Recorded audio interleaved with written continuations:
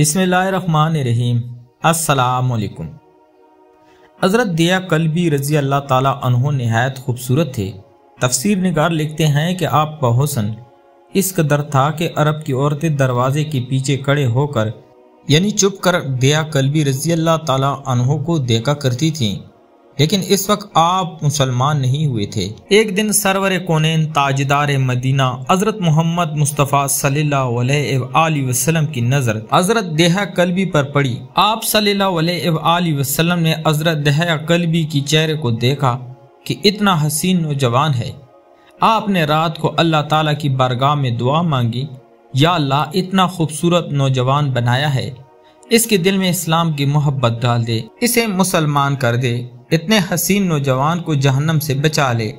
رات کو آپ نے دعا فرمائی۔ صبح حضرت دیا کلبی رضی اللہ تعالی عنہ آپ صلی اللہ علیہ وآلہ وسلم کی خدمت میں حاضر ہو گئے۔ حضرت دیا کلبی رضی اللہ تعالی عنہ کہنے لگے، اے اللہ کے رسول بتائیے آپ صلی اللہ علیہ وآلہ وسلم کیا احکام لے کر آئے ہیں؟ آپ صلی اللہ علیہ وآلہ وسلم نے فرمایا، میں اللہ کا رسول ہوں اور اللہ واحد ہے، اس کا کوئی شریک نہیں۔ پھر توحید و رسالت کے بارے میں حضرت دیا کلبی کو بتایا۔ حضرت دیا کلبی نے کہا، اللہ کے نبی میں مسلمان تو ہو جاؤں، لیکن ایک بات کا ہر وقت ڈر لگا رہتا ہے۔ ایک گناہ میں نے ایسا کیا ہے کہ آپ کا اللہ مجھے کبھی معاف نہیں کرے گا۔ آپ صلی اللہ علیہ وآلہ وسلم نے فرمایا، اے دیا بتا تو نے کیسا گناہ کیا ہے؟ تو حضرت دیا کلبی نے کہا، یا رسول اللہ صلی اللہ علیہ وآلہ وسلم میں اپنے قبیلے کا سربراہ ہوں اور ہمارے ہاں بیٹیوں کی پیدائش پر انہیں زندہ دفن کیا جاتا ہے۔ میں کیونکہ قبیلے کا سردار ہوں اس لیے میں نے 70 گھروں کی بیٹیوں کو زندہ دفن کیا ہے۔ آپ کا رب مجھے کبھی معاف نہیں کرے گا۔ اسی وقت حضرت جبرائیل امین علیہ السلام حاضر ہوئے۔ یا رسول اللہ صلی اللہ علیہ وآلہ وسلم اللہ سلام کہتا ہے اور فرماتا ہے کہ اسے کہیں کہ اب تک جو ہو گیا وہ ہو گیا، اس کے بعد ایسا گناہ کبھی نہ کرنا، ہم نے معاف کر دیا۔ حضرت دیا آپ کی زبان سے یہ بات سن کر رونے لگے۔ آپ صلی اللہ علیہ وآلہ وسلم نے فرمایا، دیا اب کیا ہوا ہے، کیوں روتے ہو؟ حضرت دیا کلبی کہنے لگے، یا رسول اللہ میرا ایک گناہ اور بھی ہے جسے آپ کا رب کبھی معاف نہیں کرے گا۔ آپ صلی اللہ علیہ وآلہ وسلم نے فرمایا، دیا کیسا گناہ بتاؤ؟ حضرت دیا کلبی فرمانے لگے، یا رسول اللہ میری بیوی حاملہ تھی اور مجھے کسی کام کے غرض سے دوسرے ملک جانا تھا۔ میں نے جاتے ہوئے بیوی کو کہا کہ اگر بیٹا ہوا تو اس کی پرورش کرنا اور اگر بیٹی ہوئی تو اسے زندہ دفن کر دینا۔ دیا روتے جا رہے ہیں اور واقعہ سناتے جا رہے ہیں۔ میں واپس بہت عرصے بعد گھر آیا تو میں نے دروازے پر دستک دی۔ اتنے میں ایک چھوٹی سی بچی نے دروازہ کھولا اور پوچھا، کون؟ میں نے کہا، تم کون ہو؟ تو وہ بچی بولی، میں اس گھر کے مالک کی بیٹی ہوں۔ آپ کون ہیں؟ دیا فرمانے لگے، یا رسول اللہ صلی اللہ علیہ وآلہ وسلم میرے منہ سے نکل گیا، اگر تم بیٹی ہو اس گھر کے مالک کی تو میں مالک ہوں اس گھر کا۔ یا رسول اللہ میرے منہ سے یہ بات نکلنے کی دیر تھی کہ چھوٹی سی اس بچی نے میری ٹانگوں سے مجھے پکڑ لیا اور بولنے لگی، بابا بابا آپ کہاں چلے گئے تھے؟ بابا میں کتنے دن سے آپ کا انتظار کر رہی ہوں۔ حضرت دیا کلبی روتے جا رہے ہیں اور فرماتے ہیں، اے اللہ کے نبی میں نے بیٹی کو دھکا دے دیا اور جا کر بیوی سے پوچھا، یہ بچی کون ہے؟ بیوی رونے لگ گئی اور کہنے لگی، دیا یہ تمہاری بیٹی ہے۔ یا رسول اللہ مجھے ذرا ترس نہ آیا، میں نے سوچا میں قبیلے کا سردار ہوں، اگر اپنی بیٹی کو دفن نہ کیا تو لوگ کہیں گے ہماری بیٹیوں کو دفن کرتا رہا اور اپنی بیٹی سے پیار کرتا ہے۔ حضرت دیا کی آنکھوں سے اشک زار و قطار نکلنے لگے۔ یا رسول اللہ وہ بچی بہت خوبصورت، بہت حسین تھی، میرا دل کر رہا تھا اسے سینے سے لگا لوں، پھر سوچتا تھا کہ کئی لوگ بعد میں یہ بات نہ کہیں کہ اپنی بیٹی کی باری آئے تو اسے دفن کیوں نہیں کیا۔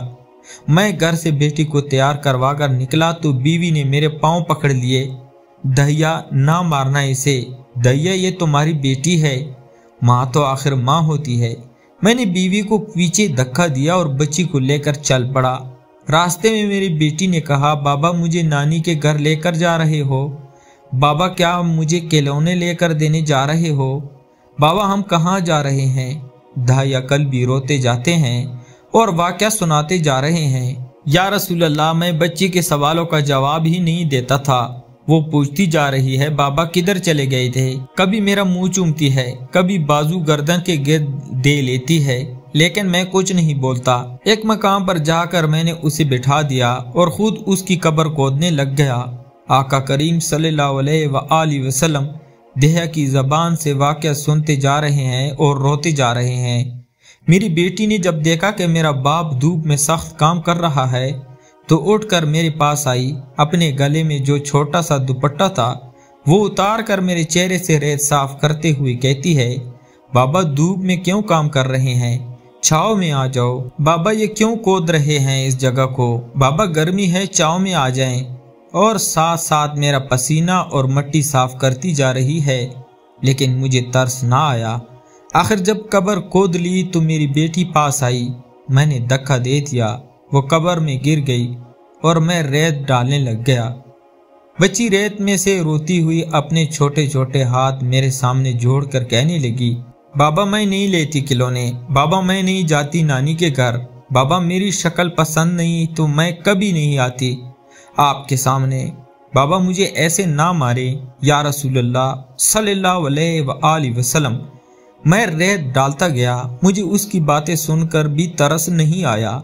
मेरी बेटी पर जब मिट्टी मुकम्मल हो गई और उसका सिर आ गया तो मेरी बेटी ने मेरी तरफ से तवज्जो खत्म की और बोली, ए मेरे मालिक, मैंने सुना है तेरा एक नबी आएगा जो बेटियों को इज्जत देगा, जो बेटियों की इज्जत बचाएगा। ए अल्लाह वो नबी भेज दे, बेटियां मर रही हैं। फिर मैंने उसे रेत में दफना दिया। हजरत दहिया कल्बी रजी अल्लाह ताला अन्हो वाक़या सुनाते हुए बेइंतहा रोए। ये वाक़या जब बता दिया तो देखा आप सल्लल्लाहु अलैहि वसल्लम इतना रो रहे हैं कि आप सल्लल्लाहु अलैहि वसल्लम की दाढ़ी मुबारक आंसू से गीली हो गई। आप सल्लल्लाहु अलैहि वसल्लम ने फरमाया, दहिया जरा फिर से अपनी बेटी का वाक़या सुनाओ। और इतना रोए कि आप सल्लल्लाहु अलैहि वसल्लम को देखकर सहाबा इकराम रज़ी अल्लाह ताला अन्हुम रोने लग गए। हे दहिया क्यों रुलाता है हमारे आका को, हमसे बर्दाश्त नहीं हो रहा। आप सल्लल्लाहु अलैहि वसल्लम ने हजरत दहिया से 3 बार वाक़या सुना तो हजरत दहिया रो रो कर कोई हाल ना रही।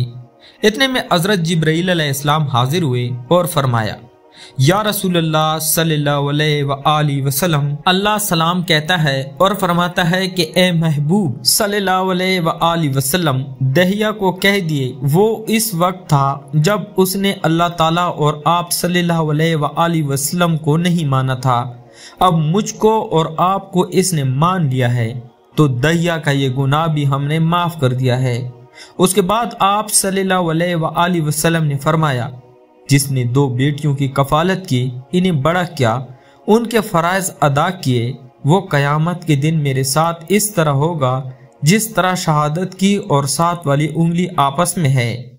जिसने 2 बेटियों की परवरिश की उसकी ये अहमियत है, तो जिसने 3 या 4 या 5 बेटियों की परवरिश की उसकी क्या अहमियत होगी। बेटियों की पैदाइश पर घबराया न करें, इन्हें वालिदैन पर बड़ा मान होता है और ये बेटियां अल्लाह की खास रहमत होती है। तो प्यारे दोस्तों, मैं उम्मीद करता हूँ आपको आज का वाक़या पसंद आया होगा। अगर आपको हमारी वीडियोस पसंद है तो हमारे चैनल को लाइक और सब्सक्राइब ज़रूर करें। शुक्रिया।